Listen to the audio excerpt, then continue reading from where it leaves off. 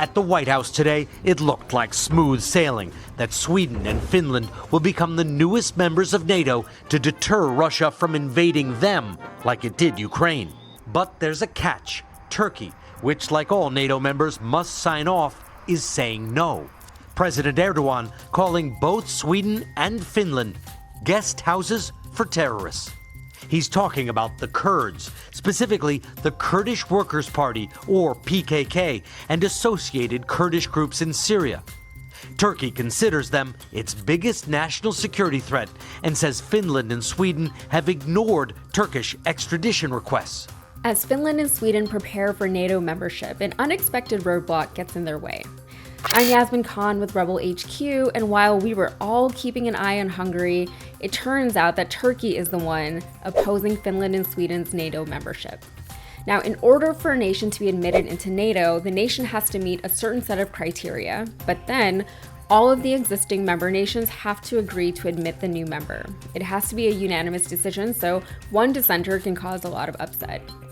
So why is Turkey's President Erdogan opposing Finland and Sweden's entry into the alliance?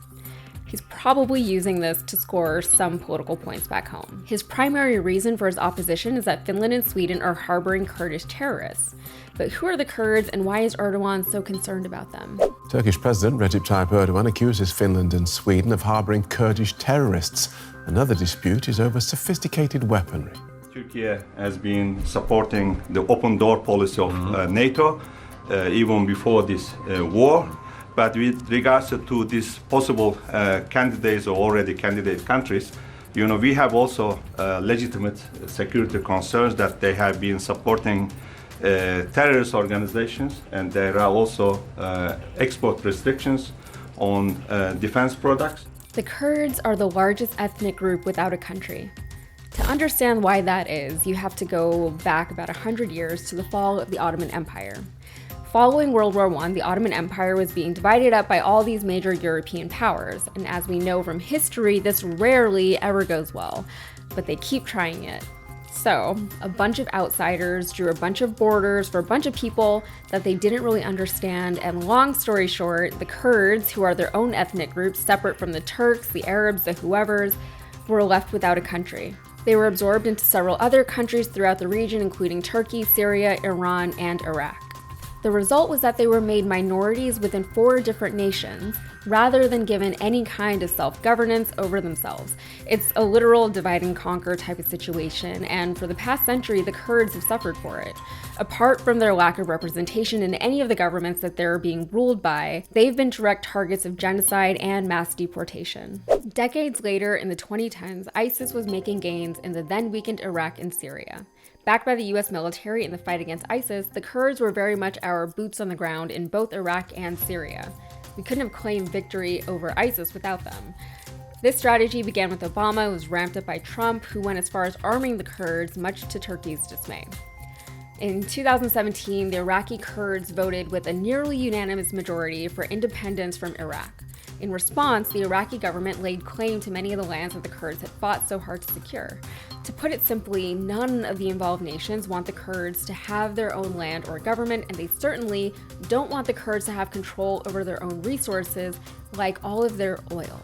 Then, after all they've done to help us, the US pulled its support and protection from the Kurds in Syria, unapologetically exposing them to Turkish aggression.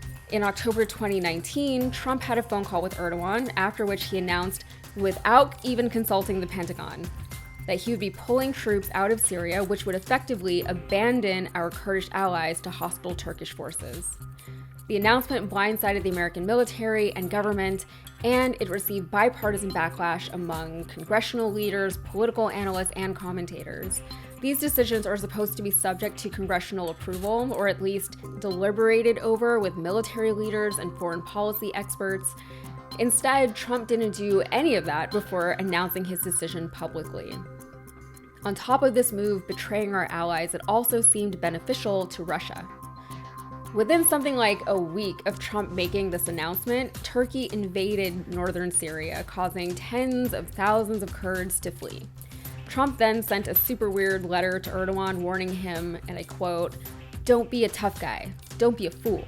in response to the completely foreseen invasion. Erdogan allegedly looked at the letter, laughed, and then tossed it. So why did Turkey want to attack the Kurds in northern Syria? Long story short, Erdogan sees the Kurds, specifically the PKK or the Kurdish Workers' Party, as a threat to his country and his brand of governance, and has deemed them all terrorists. At a time when he was getting a lot of bad press, specifically regarding the Turkish recession, as well as a refugee crisis that resulted in millions of Syrian refugees fleeing into Turkey, Erdogan needed an enemy to rally against. With the US out of the way, Turkey was able to move into Syria under the guise of setting up a buffer zone along the border between the two countries. He also claimed that this would aid in the fight against ISIS, but the Turkish attacks actually ended up freeing a lot of ISIS fighters who had been detained in Kurdish-run jails. And unsurprisingly, once the US was out of the picture, Russia stepped into our place. Turkey has a history for sort of playing both sides of whatever conflict they're involved in.